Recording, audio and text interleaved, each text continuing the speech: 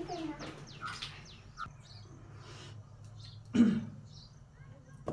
बच्चों आज हम नवोदय विद्यालय चैप्टर 8 आज हम पढ़ने जा रहे हैं। चैप्टर 7 हमने प्रीवियस क्लास में कंप्लीट कर लिया था, स्पीड टाइम एंड डिस्टेंस। उसके क्वेश्चंस किए थे हमने, उसका बेसिक पढ़ा था पूरा हमने। अब पहले हम इसका बेसिक पढ़ेंगे। क्लास 9 का जो चैप्टर 8 है अलजेब्रिक एक्सप्रेशन, उसके बारे में हम आज थोड़ा बहुत बेसिक पढ़ेंगे और ऐसे ही धीरे धीरे इसका पूरा कंप्लीट बेसिक पढ़ेंगे। उसके बाद बेसिक के बाद हम लोग कंटिन्यू करेंगे इनके क्वेश्चंस को, ठीक है। तो बेसिक पे आते हैं। हमारा पहला क्या है, अलजेब्रिक एक्सप्रेशन चैप्टर है। तो पहला तो हमारा टॉपिक यही आता है कि अलजेब्रिक एक्सप्रेशन होता क्या है। अलजेब्रिक एक्सप्रेशन होता क्या है, तो यहाँ पर देखो पॉलिनोमियल हो चाहे अलजेब्रिक एक्सप्रेशन हो, दोनों की डेफिनेशन सेम बनती है। अगर आपसे कोई पूछे पॉलिनोमियल क्या है, तो वो भी क्या है, combination of constant and variable with at least one operation. इन चारों में से कोई सा एक ऑपरेशन लगा होगा उसमें, बट जो टर्म्स को सेपरेट करते हैं, टर्म्स को जो सेपरेट करने वाले ऑपरेशंस होते हैं वो टू ऑपरेशंस होते हैं, एक प्लस और एक माइनस। जो टर्म को सेपरेट करते हैं वो दो ऑपरेशन होते हैं। कौन कौन से होते हैं, प्लस और माइनस। क्लियर है। तो और वेरिएबल और आपसे देखो इसमें डिफरेंस क्या होता है, अलजेब्रिक एक्सप्रेशन और पॉलिनोमियल में डिफरेंस सिर्फ इतना हो। देखो अलजेब्रिक एक्सप्रेशन और पॉलिनोमियल दोनों की डेफिनेशन सेम है। क्या है, combination of variable and constants with at least one operation, with at least one operation, ठीक है। यही डेफिनेशन सेम टू सेम हमारी अलजेब्रिक एक्सप्रेशन की है, यही सेम टू सेम हमारी पॉलिनोमियल की है। इन दोनों के बीच में बस डिफरेंस एक ही है कि इनकी जो पावर होती है ना, वेरिएबल्स की पावर, तो अलजेब्रिक एक्सप्रेशन में जो वेरिएबल की पावर्स होती है वो होल नंबर भी हो सकती है, फ्रैक्शनल भी हो सकती है और नेगेटिव भी हो सकती है, ठीक है। बट हमारे पॉलिनोमियल्स में यही एक डिफरेंस हमको दिखता है कि जो पॉलिनोमियल्स होती है उनके वेरिएबल्स की पावर ओनली और ओनली पॉजिटिव हो सकती है। क्या हो सकती है, पॉजिटिव, ना ही नेगेटिव हो सकती, ना ही फ्रैक्शनल हो सकती। क्लियर है। तो डिफरेंस समझ में आया, मैंने यही लिखा हुआ है यहाँ पर, variable power has negative and positive and fractional भी होती है। मैंने यहाँ नेगेटिव पॉजिटिव तो लिखा है, एक फ्रैक्शनल भी होती है, ठीक है। और आगे मैंने लिखा कि बट, किंतु पॉलिनोमियल में वेरिएबल पावर हमेशा क्या होती है, नॉन फ्रैक्शनल और पॉजिटिव। अब नॉन फ्रैक्शनल का मतलब आपको समझ में आया क्या होता है, फ्रैक्शनल पावर ना हो, फ्रैक्शनल पावर ना हो। इतना समझ में आया। चलो आगे चलते हैं। तो अलजेब्रिक एक्सप्रेशन हमारा क्या है, combination of variables and constants with at least one operation. Clear. तो वन ऑपरेशन आपको पता है। अब इन दोनों में से आपको इस चीज का ध्यान देना है कि टर्म को सेपरेट करते हैं जो ऑपरेशन, वो ये होते हैं प्लस और माइनस। एडिशन और सब्ट्रैक्शन के साइन जो है वो टर्म्स को सेपरेट करते हैं, किसमें, पॉलिनोमियल में या तो अलजेब्रिक एक्सप्रेशन में। क्लियर। आगे हमारा आता है कांस्टेंट क्या होता है। तो देखो जिसकी वैल्यू क्या होती है, फिक्स होती है। जिस चीज की वैल्यू फिक्स है। अब x की वैल्यू आपने भी 3 मानी, आनंद ने 4 मान ली, तो क्या इसकी वैल्यू फिक्स है, नहीं है ना। बट अगर मैं कहूं 1 2 3 4 5 नंबर्स लूं, तो अगर एक व्यक्ति 4 बोलेगा तो दूसरा उसको 5 नहीं बोल सकता, क्योंकि बचपन से उसने उसको 4 पढ़ाया ना, तो 4 ही पढ़ेगा उसको। तो मतलब जिसकी वैल्यू क्या हो, फिक्स हो, एकदम क्या हो, फिक्स हो, वो हमारे क्या हो जाते हैं, constant. Like all numbers, like all numbers, जितने भी नंबर्स है वो सब क्या है हमारे, कांस्टेंट, ठीक है। आगे आता है हमारा वेरिएबल क्या है। वेरिएबल क्या है, तो वेरिएबल वो होते हैं जिसकी वैल्यू कोई फिक्स नहीं होती। अब कोई A to Z, A for Apple तो फिक्स है, वो भी फिक्स नहीं है। A फॉर एप्पल है, A फॉर कुछ और भी हो जाता है कई बार, है ना। B फॉर बॉल तो B फॉर बनाना भी बोल देते हैं। कोई क्या फिक्स है, नहीं फिक्स है ना। तो जिन चीजों की वैल्यू फिक्स ही नहीं है उनकी वैल्यू क्या हो सकती है, वेरी हो सकती है। क्या हो सकती है, वेरी, चेंज हो सकती है, not fixed value. It is called variables. Clear. अब सारे के सारे कैपिटल लेटर, सारे के सारे सिंबल्स हमारे क्या हैं, वेरिएबल्स, ठीक है। आगे आता है हमारा टर्म क्या है। अब टर्म क्या होता है, टर्म में भी हमारा वेरिएबल होता है, कांस्टेंट होता है। टर्म मैंने आपको क्या बताया है कि टर्म क्या है, उसमें वेरिएबल भी हो सकता है, कांस्टेंट भी हो सकता है, और टर्म 3 भी है। ये क्या है, टर्म है। ये कौन सी टर्म है, कांस्टेंट टर्म, ठीक है। बट टर्म ऐसे भी होती है 3x, ये भी टर्म है। अब इन्हीं टर्म को अगर मैं जोड़ दूं एक ऑपरेशन से तो क्या बन जाएगी, अलजेब्रिक एक्सप्रेशन, या पॉलिनोमियल भी बोल सकते हो, कोई दिक्कत नहीं है, क्योंकि यहाँ पर तो इसकी पावर देखो पॉजिटिव है, तो पॉलिनोमियल भी है ये और अलजेब्रिक एक्सप्रेशन भी है ये। क्लियर है, इतना समझ में आया? तो टर्म क्या है? Separated part of algebraic expression, मतलब जो अलजेब्रिक एक्सप्रेशन है उसको मतलब जो उसका मतलब जुड़ा हुआ है ना प्लस और माइनस से, प्लस और माइनस क्या करता है? टर्म्स को कनेक्ट करके रखता है, बट अगर वो प्लस और माइनस में हटा दूं तो वहां से क्या हो जाएंगे? सेपरेट हो जाएंगे।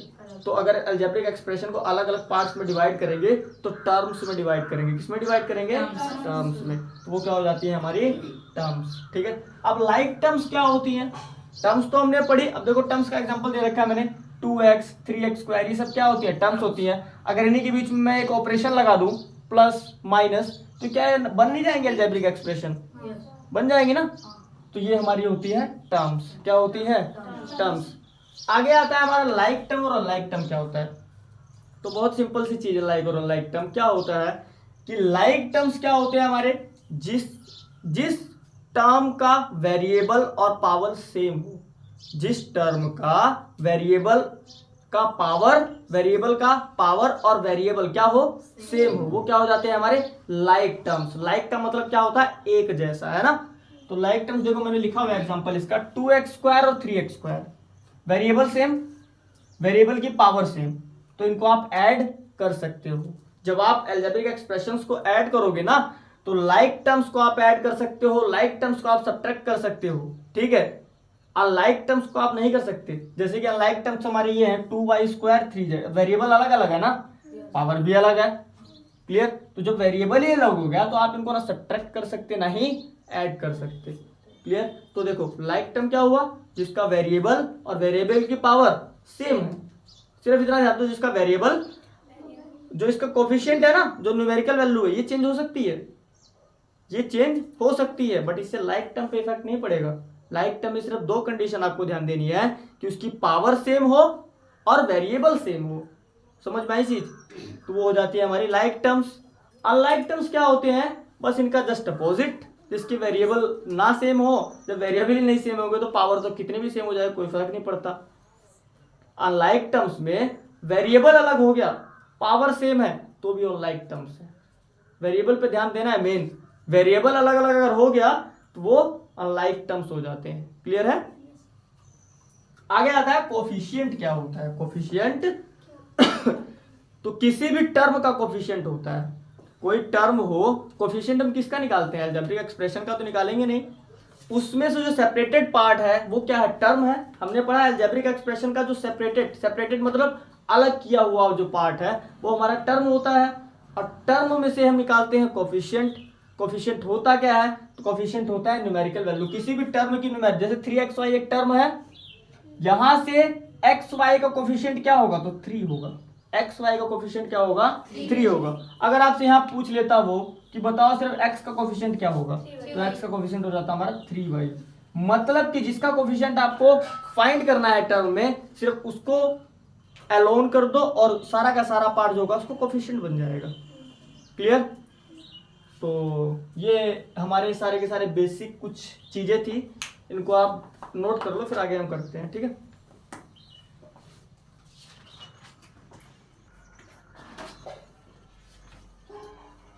तो स्टूडेंट्स आगे हमारा आता है डिग्री। क्या होता है डिग्री? पॉलिनोमियल की डिग्री क्या होती है? हमारा अगला क्वेश्चन अराइज होता है माइंड में कंसेप्ट में से कि डिग्री क्या है, पॉलिनोमियल की डिग्री क्या है। तो आपसे अगर कोई पूछे कि पॉलिनोमियल की डिग्री क्या है, तो आप डायरेक्ट आंसर देना उसको, हाईएस्ट पावर। किसी भी पॉलिनोमियल की हाईएस्ट पावर हो, या तो अगर दो वेरिएबल है, एक टर्म में दो वेरिएबल है। अब इसकी दो डेफिनेशन बनती है। अगर सिंगल वेरिएबल, हर एक टर्म में सिंगल सिंगल वेरिएबल्स है, तब ये वाली डेफिनेशन नहीं है कि पावर की कॉम्बिनेशन, क्योंकि जब सिंगल वेरिएबल है तो वहाँ कॉम्बिनेशन का तो कोई मतलब ही नहीं होता ना। बट इसलिए मैंने यहाँ दो एग्जांपल दिए हैं। तो यहाँ पर हमारी पहली चीज होगी हाईएस्ट पावर। किसी भी पॉलिनोमियल की हाईएस्ट पावर है क्या होती है? उस पॉलिनोमियल की डिग्री होती है, पॉलिनोमियल की डिग्री होती है। और दूसरी डेफिनेशन बनती है कि combination of power of terms. किसी भी टर्म में जो दो वेरिएबल होते हैं उनकी कॉम्बिनेशन, पावर की कॉम्बिनेशन भी क्या कहलाता है? डिग्री। बट वो कॉम्बिनेशन हाईएस्ट होना चाहिए पॉलिनोमियल की डिग्री। ठीक है? जैसे मैंने एग्जांपल लिए दो, यहां मैंने सिंगल सिंगल वेरिएबल्स लिए, ठीक है, यहाँ क्या लिए, सिंगल वेरिएबल्स लिए। तो यहाँ पर मैंने देखा कि हाईएस्ट पावर इसकी है x की पावर 6 है ना, तो मैंने इसको लिख दिया क्या है, डिग्री ऑफ पॉलिनोमियल है। पॉलिनोमियल की क्या है ये, डिग्री है, क्योंकि हमने डेफिनेशन में पढ़ा ना कि highest power of polynomial is called degree of polynomial. ठीक है, तो एक तो ये हो गया सिंगल वेरिएबल। तो यहाँ पर क्या कॉम्बिनेशन दिखा कहीं पावर का, नहीं दिखा ना। बट अगले ही एग्जांपल में मैंने दो वेरिएबल्स ले लिए, कितने ले लिए, दो वेरिएबल्स वाली ले ली, एक्सप्रेशन ले लिया, पॉलिनोमियल ले लिया। यहां पर हमने देखा कि यहाँ पर एक्स वाई की पावर 6 और 5 है, वाई जेड की पावर 1 1, एक्स की पावर 1। अब हमको इसकी डिग्री फाइंड करनी है, कैसे फाइंड करोगे, तो सिंपल सी बात यहाँ पर ये है कि यहाँ देखो एक्स की पावर 6 है, वाई की पावर 5 है, दोनों का कॉम्बिनेशन कितना आ रहा है, 11 आ रहा है, और यही हाईएस्ट पावर भी है पॉलिनोमियल की, तो ये क्या हो जाएगी, डिग्री ऑफ पॉलिनोमियल। तो दो कंडीशन समझ में आई कि क्या होगा यहाँ पर, एक तो हाईएस्ट पावर और दूसरी चीज कॉम्बिनेशन ऑफ पावर्स। ठीक है, वो भी हाईएस्ट ही हो। ठीक है, तो वो हमारा क्या हो जाएगा, डिग्री ऑफ पॉलिनोमियल। एग्जांपल से भी समझा दिया आपको, क्लियर। ओके, द नेक्स्ट, अब हम पढ़ते हैं कि हमारे पॉलिनोमियल्स को टर्म के बेसिस पे कितने पार्ट्स में डिवाइड किया गया। तो हम देखते हैं, हमने 4 पार्ट्स में डिवाइड किया। कितने पार्ट्स में, 4। पहला होता है हमारा मोनोमियल, जो आप बचपन से पढ़ते आ रहे हो, मोनोमियल। देखो मोनो का मतलब ही क्या होता है, 1। मोनो का मतलब क्या होता है, 1। इसलिए एक टर्म जिसमें हो है 1 टर्म ओनली एक टर्म हो जिस पॉलिनोमियल में ओनली कितने टर्म्स हो, ओनली 1, वो क्या हो जाएगी हमारी मोनोमियल। क्या हो जाएगी, मोनोमियल। और बायनोमियल क्या होगा, तो बायो का मतलब आपको पता है 2, बायो का मतलब 2। तो जिस पॉलिनोमियल में 2 टर्म्स हो, कितनी टर्म्स हो, 2 टर्म्स हो, वो क्या हो जाती है हमारी बायनोमियल। सिंपल। आगे आता है ट्राइनोमियल। तो ट्राई का मतलब भी आपको समझ में आ रहा है, 3। तो जिस पॉलिनोमियल में 3 टर्म्स होंगी, कितनी टर्म्स होंगी, 3, वो हो जाएगा ट्राइनोमियल। क्लियर। आगे आता है क्वाड्रीनोमियल। अब क्वाड्रीनोमियल में क्या है, हमारी 4 टर्म्स होती हैं। कितनी टर्म्स होती हैं, 4। ये आपके लिए नया है ना। तो क्वाड्रीनोमियल में हमेशा कितनी टर्म्स होती हैं, 4 टर्म्स। क्लियर है, तो ये हो जाता है हमारा क्वाड्रीनोमियल्स। क्लियर ये चीज। तो इस तरीके से क्लासिफाई किया टर्म के बेसिस पे, किसको, पॉलिनोमियल को। किसको, पॉलिनोमियल। और पॉलिनोमियल आपसे पूछे कोई, तो पॉलिनोमियल में टर्म्स कितनी भी हो सकती हैं, उसमें ये नहीं है कि सिर्फ 4 होंगी। तो अब देखो पॉलिनोमियल तो हमारा पहले आया, उसके बाद उन्होंने कहा यार अगर एक टर्म हो तो उसको क्या बोलेंगे, तब भी पॉलिनोमियल बोलेंगे। तब तो पॉलिनोमियल का मजाक होगा यार, क्योंकि पॉलिनोमियल में एक बार में 100 टर्म हो जाती है और एक बार में सिंगल, ये तो एक साथ बड़ा मजाक हो गया। तो उसने क्या किया कि उसने सिंपल सी बात यहाँ पर की कि उसने नामकरण कर दिया इनका। क्या कर दिया कि भाई अगर एक टर्म होगा तो वो मोनोमियल हो जाएगा, 2 टर्म होगा तो बायनोमियल हो जाएगा, अगर 3 टर्म होगा तो ट्राइनोमियल हो जाएगा, और अगर 4 टर्म होगा तो क्वाड्रीनोमियल होगा। आगे का पॉलिनोमियल संभाल लेगा, आगे का पॉलिनोमियल अकेला संभाल लेगा, जितनी टर्म होगी उसको पॉलिनोमियल बोल देंगे हम। ठीक है, और उसने सोचा कि जरूरत पड़ी तो आगे भी नामकरण करेंगे, पर अभी इतना काफी है। क्लियर। आगे आया हमारा टाइप ऑफ पॉलिनोमियल अब बेसिस ऑन पावर। अब पावर के बेस पे पॉलिनोमियल्स को कितने पार्ट्स में क्लासिफाई किया, तो पहला लीनियर का मतलब होता है 1। लीनियर का मतलब क्या होता है, 1। जिस पॉलिनोमियल में टर्म्स की पावर हाईएस्ट क्या हो, 1 हो। क्या हो, अब लाइनिंग को समझो, जिस पॉलिनोमियल में टर्म्स की हाईएस्ट पावर क्या हो, 1। हाईएस्ट पावर क्या हो, 1, मतलब डिग्री 1 हो। क्या हो, डिग्री हमारी क्या होती है, हाईएस्ट पावर होती है। तो अगर हाईएस्ट पावर हमारी क्या है, 1 है, तो वो क्या होगा, लीनियर पॉलिनोमियल होगा। ध्यान देना, हाईएस्ट बोल रहा हूं मैं। ठीक है, मतलब यहाँ डिग्री लिख सकते हो पावर की जगह आप। ठीक है, तो क्या होगा, जिसकी हाईएस्ट पावर 1 होगी वो होगा लीनियर, जिसकी हाईएस्ट पावर 2 होगी वो क्या होगा, क्वाड्रेटिक। क्या होगा, क्वाड्रेटिक। और जिसकी हाईएस्ट पावर 3 होगी वो क्या होगा, क्यूबिक। और जिसकी हाईएस्ट पावर 4 होगी वो क्या होगा, क्वार्टिक। क्या होगा, क्वार्टिक। तो इस तरीके से हमने पॉलिनोमियल्स को डिवाइड कर दिया पावर के बेस पे और टर्म के बेस पे। क्लियर। तो नोट कर लो इसको, फिर हम आगे चलते हैं। और जो भी डाउट हो कमेंट प्लीज।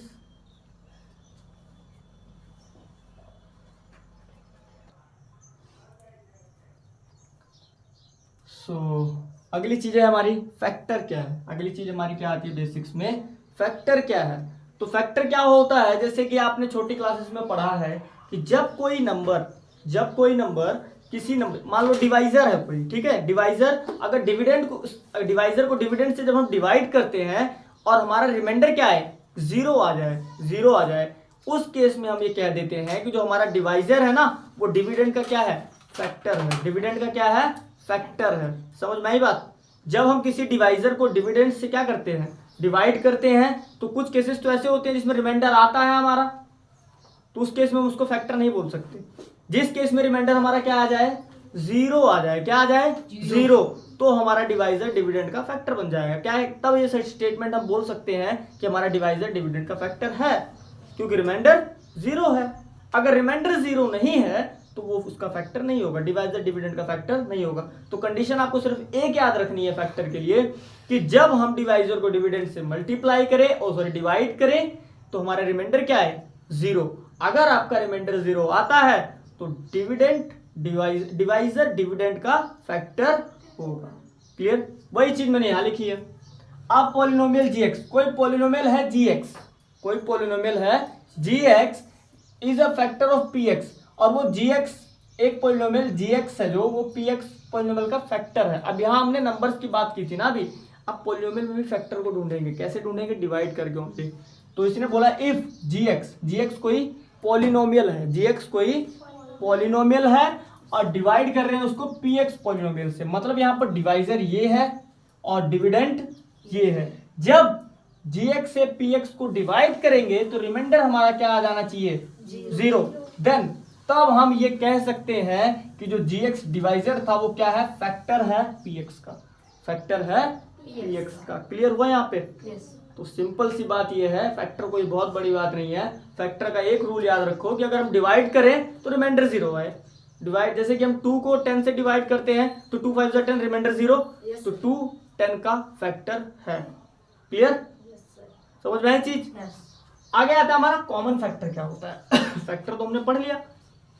कॉमन का क्या मतलब, कॉमन का मतलब होता है जो सब में हो। कॉमन मतलब मैंने बोला कि आलस सबके अंदर, आप लोग सब में बैठे हो तो आलस क्या है, कॉमन है। सभी में क्या है, कॉमन, सबके अंदर आलस है ना, तो मतलब वो कॉमन है। क्या है, कॉमन। बट अगर मैं बोलूं खाने की आदत सबसे ज्यादा सभी को, खाने की आदत सबके अंदर तो नहीं होती, किसी के अंदर कम होती है, तो वो कॉमन नहीं है। तो कॉमन से आप क्या समझे, कॉमन से आप ये समझे कि जो सबके अंदर हो, उसको हम बोल देते हैं कॉमन, बोलते हैं ना कॉमन। अब आपके सर पे बाल है तो सबके सर पे बाल है ना, तो क्या बोलोगे, सर ये बाल तो कॉमन है, बाल तो कॉमन है। कोई गंजा आ जाए बीच में, कहोगे सर ये कॉमन के बीच में कहाँ से अनकॉमन आ गया, है ना। तो ये जो बाल सबके सर पे हैं ये कॉमन है, कपड़े सब पहनते हैं कॉमन है, दांत सबके पास है कॉमन है, उसका यूज चबाने के लिए करते हैं ये भी कॉमन है। तो मैंने क्या लिखा डेफिनेशन में कि अ फैक्टर एक ऐसा फैक्टर जो क्या हो, occurs which occurs in each term, एक ऐसा फैक्टर जो सभी टर्म्स में हो। जैसे मैंने ये लिखा है example 2x² 3x² + 4x, x इसमें क्या कॉमन है, तीनों में x कॉमन है ना। तो मैंने क्या लिखा, कॉमन फैक्टर इज x। समझ में आया। तो कॉमन फैक्टर क्या होता है, जो सब में हो, सभी टर्म्स में हो। ठीक है, अब मैंने x² क्यों नहीं लिखा, इस चीज का ध्यान देना। मैंने x² क्यों नहीं लिखा, क्योंकि x² यहाँ है, यहाँ बट यहाँ है नहीं है ना, तो कॉमन x² नहीं है। बट x की पावर यहाँ भी है, x पावर यहाँ भी है, x पावर यहाँ भी है 1। ठीक है, तो इसलिए मैं x की पावर 1 कॉमन फैक्टर ले लिया। समझ में आया। आगे आते हैं हमारे फंडामेंटल ऑपरेशंस ऑन पॉलिनोमियल्स। अब पॉलिनोमियल्स के बारे में हमने सारा कुछ पढ़ लिया, पॉलिनोमियल्स के बारे में हमने सारा कुछ पढ़ लिया। अब थोड़ा सा बचा क्या कि पॉलिनोमियल्स ऑपरेशंस का मतलब आप समझते हो कि उन ऑपरेशंस को अप्लाई कैसे करें, किस पे, पॉलिनोमियल्स पे। पॉलिनोमियल्स पे ऑपरेशंस को अप्लाई कैसे करें। तो पहला हमारा ऑपरेशन, हमने ऑपरेशंस के बारे में पढ़ा था स्टार्टिंग में ही, कौन कौन सी होती हैं, plus, addition, subtraction, multiplication and division, 4 operations थी। अब यही यहाँ हम फॉलो करेंगे। पहला आता है हमारा एडिशन। तो पॉलिनोमियल को एडिशन करें कैसे, ऐड करें कैसे, तो मैंने लिखा बाय ऐड लाइक एंड। अब लाइक और लाइक टर्म आपको मैंने बता दिया, लाइक और लाइक टर्म बता दिया ना आपको। तो आप क्या कर सकते हो, जब 2 पॉलिनोमियल को ऐड करना हो तो आप ये चीज कर सकते हो ना, क्योंकि अब माइंड में आपके है कि हाँ हाँ सर ने लाइक टर्म बताया था जिसकी पावर और वेरिएबल्स क्या हो सेम हो, वो लाइक टर्म्स होती है। तो हमको करना क्या है, बाय ऐड लाइक और अनलाइक टर्म्स, जो लाइक टर्म्स से एक्साइट कर देंगे हम एडिशन करते टाइम, और अनलाइक को क्या करेंगे, अनलाइक टर्म्स को एक्साइट कर देंगे और उनको जो अनलाइक अनलाइक से जुड़ जाएंगी और लाइक लाइक से ऐड हो जाएंगी। लास्ट में रिजल्ट आ जाएगा हमारा जोड़ने के बाद एक सिंगल पॉलिनोमियल, मतलब दो पॉलिनोमियल को हमने ऐड किया तो हमारा एक सिंगल पॉलिनोमियल आ गया, है ना। तो तरीका बताया मैंने आपको कि ऐड करो लाइक और लाइक टर्म्स को, सिंपल। ठीक है।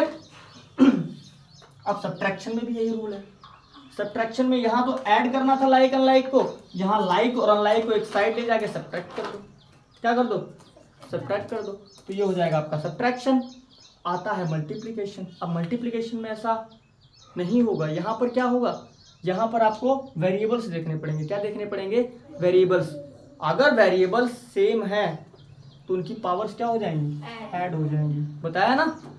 और जो हमारे कोफिशिएंट्स होंगे वो मल्टीप्लाई हो जाएंगे, जो कोफिशिएंट्स होंगे टर्म्स के वो मल्टीप्लाई हो जाएंगे, और जो सेम वेरिएबल होंगे उनकी पावर क्या हो जाएगी, ऐड हो जाएगी। इस तरीके से हम मल्टीप्लिकेशन करेंगे पॉलिनोमियल्स का। ठीक, जैसे कि दो पॉलिनोमियल्स हैं उनके बीच में मल्टीप्लाई का साइन लगा हुआ है। ठीक है, तो आप करोगे क्या, जब एक टर्म को दूसरे टर्म से मल्टीप्लाई करोगे तो आप देखोगे कि उनके कोफिशिएंट्स मल्टीप्लाई हो जाएंगे डायरेक्टली, बट वेरिएबल्स की पावर तभी ऐड होगी जब वेरिएबल्स की बेस सेम रहेंगे, मतलब वेरिएबल सेम रहेगा। ठीक है, आगे आता है हमारा डिवीजन क्या है। तो देखो डिवीजन करना कैसे है उसका अलग से तरीका है, वो मैं मेथड अलग से बताऊंगा आपको। डिवीजन एल्गोरिथम जो है, डिवीजन मेथड जो है पॉलिनोमियल्स को डिवाइड करने का, वो अलग से कंसेप्ट होगा, अलग से टॉपिक होगा, वहां मैं आपको स्टेप बाय स्टेप चीजों को समझाऊंगा। ठीक है, यहाँ पर सिर्फ इतना समझ लो कि डिवीजन ये जो हमारा ऑपरेशन है लगेगा कैसे कैसे। तो हम एक बार मोनोमियल आपको पता है ना सबको, मोनोमियल को डिवाइड करेंगे मोनोमियल से पहले स्टेप में। ठीक है, दूसरे स्टेप में पॉलिनोमियल को मोनोमियल से डिवाइड करेंगे, पॉलिनोमियल को मोनोमियल से डिवाइड करेंगे। अब पॉलिनोमियल का आप मतलब समझ रहे हो ना कि कितनी भी पावर हो सकती है उसकी, कितनी भी टर्म्स हो सकती हैं उसकी। ठीक है, और आपको मोनोमियल का तो पता है सिंगल ही टर्म होगी, मतलब सिंगल टर्म से एक मैनी टर्म्स की जो पॉलिनोमियल होगी उसको हम डिवाइड करेंगे। और थर्ड आएगा हमारा पॉलिनोमियल को पॉलिनोमियल से डिवाइड करना। इसमें आपको कंडीशन में थोड़ा प्रॉब्लम आएगी, यहाँ पर आपको बहुत सारे रूल, बहुत सारे कंफ्यूजन आएंगे माइंड में।